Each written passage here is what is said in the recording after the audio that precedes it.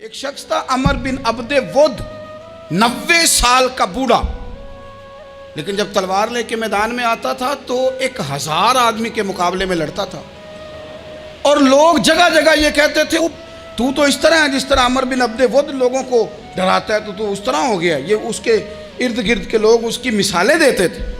جنگ خندق جب ہو رہی تھی تو یہ مقابلے میں آ گیا، تو حضرت علی المرتضیٰ شیر خدا کرم اللہ تعالی وجہ الکریم بھی تشریف فرما تھے۔ اب پورے عرب کے اندر اس کے بارے میں یہ کہا جاتا تھا کہ اس سے نہ لڑو، وہ تو خونخوار ہے، وہ تو درندہ ہے، وہ تو جنگلی شیر کی طرح آتا ہے، وہ تو کاٹ کھانے کو دوڑتا ہے، اس سے کون لڑے۔ ایک خیال تھا، اور وہ پراپوگنڈا بعض اوقات اتنا زیادہ کسی کے بارے میں ہوتا ہے کہ ذہن میں بچے لوگ آتے ہیں نا بچہ دم کرانے کے لیے، تو کہتے ہیں پیر صاحب بڑا ضدی ہے، کسی کی بات نہیں مانتا، باقی بچے ٹھیک تھے، یہ تو بڑا ہی نالائق نکل آیا ہے۔ تو میں کہتا ہوں کہ آپ اس کے سامنے یہ والی باتیں نہ کریں، یہ پکا ہو جائے گا کہ میں ضدی ہوں۔ تو آپ ذہن بنا رہے ہیں اس کا کہ تو اس طرح کا ہے۔ ذہن بنا دیا لوگوں نے کہ عمر ابن عبد ود کے مقابلے میں کوئی نہیں آ سکتا۔ خندق میں یہ آیا، اس نے للکارا مسلمانوں کو، آؤ وہ تمہاری جنت کدھر ہے جس کے بارے میں تم کہتے ہو کہ ہم شہید ہوں گے، تو آؤ میرے مقابلے میں نکلو۔ جب اس نے پہلی دفعہ للکارا تو ابھی بات ختم نہیں ہوئی تھی کہ مولا علی تلوار لے کے اللہ اکبر کہتے کھڑے ہو گئے۔ حضور نے فرمایا بیٹھ جاؤ، حضرت علی پھر بیٹھ گئے۔ وہ پھر پکارا اٹھو کوئی میرے مقابلے میں، تو مولا علی شیر خدا پھر کھڑے ہو گئے، پھر کھڑے ہو گئے۔ حضور نے فرمایا بیٹھ جا۔ ایک شخص نے کہا علی یہ عمر بن عبد ود ہیں، فرمایا مجھے پتہ ہے۔ نہیں سمجھے آپ بات، میں آپ کو سمجھا کے لایا ہوں پیچھے سے کہ پراپوگنڈا کرتے ہیں نا لوگ، ہو آگے نہ جانا، یہاں کرنٹ بڑا زیادہ ہے، وولٹیج بڑے سخت ہیں، تو آگے نہ بڑھنا۔ بھائی کیا ہو جائے گا، اٹھ باندھ کمر کیوں ڈرتا ہے، پھر دیکھ خدا کیا کرتا ہے۔ حضرت علی تیسری دفعہ اس نے کہا نا ہے کوئی، تو حضرت علی پھر اٹھے۔ اب تو رسول پاک صلی اللہ تعالی علیہ وسلم نے تھپکی دی۔ بعض جگہ یہ ہے کہ حضور نے خود تلوار تھمائی، سر پہ امامہ باندھا، اور حضور نے فتح یابی کی دعا فرمائی۔ حضرت علی گھوڑے پہ بیٹھے نکلے، اور جب اس کے سامنے گئے تو جا کے کہنے لگا میرا پتہ ہے۔ حضرت علی فرمانے لگے تو اپنا چھوڑ، میرا پتہ ہے تجھے، مجھے تو جانتا ہے۔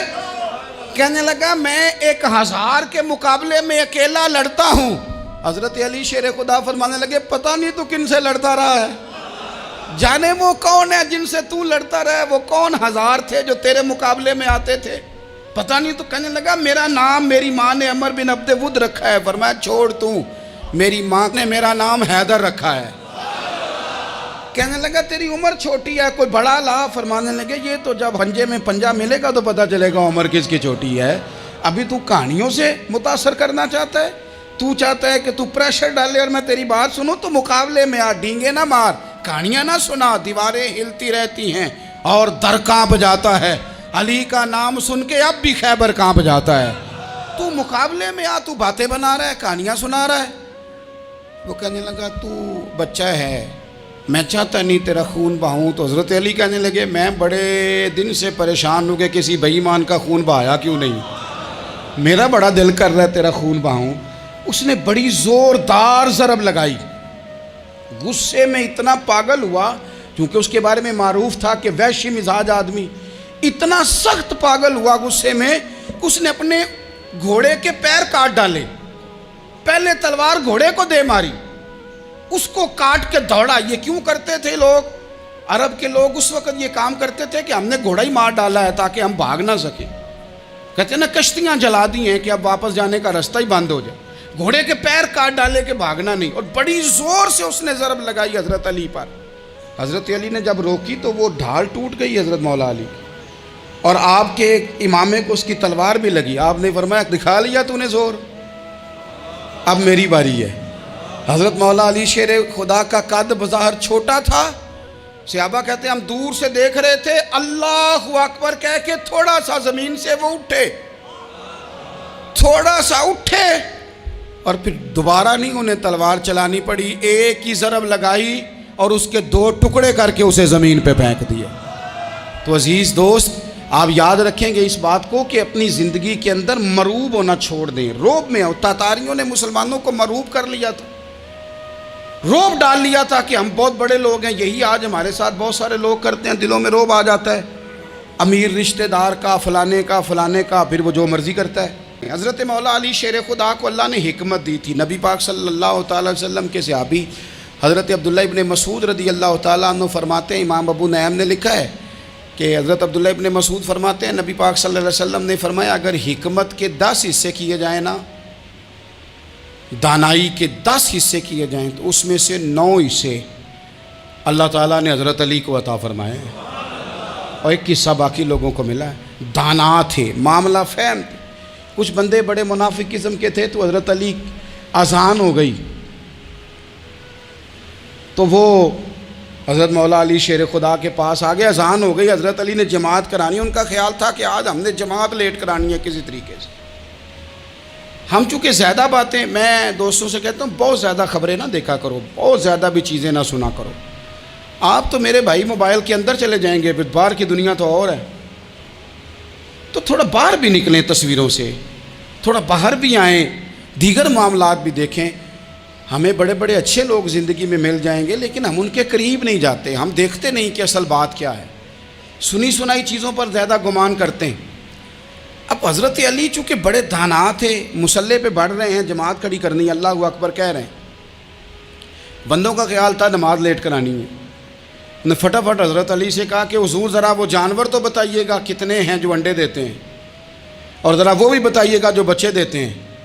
یہ ذرا اب کتنے کو بندہ جانور گنے، آہستہ آہستہ بندہ شمار کرے. وہ بکری جو ہے وہ بچہ دیتی ہے، مرغی انڈا دیتی ہے، اور گائیں جو ہے وہ بچہ دیتی ہے، اور بطخ جو ہے وہ انڈا دیتی ہے. بندہ تو یہ گننے لگ جائے. تو حضرت علی شیر خدا یہاں ہاتھ ہیں، فرمانے لگے گھر جا کے گن لینا. موٹی سی بات بتاتا ہوں، جن جانوروں کے کان باہر ہوتے ہیں وہ بچے دیتے ہیں، جن کے اندر ہوتے ہیں وہ انڈے دیتے ہیں. اللہ اکبر.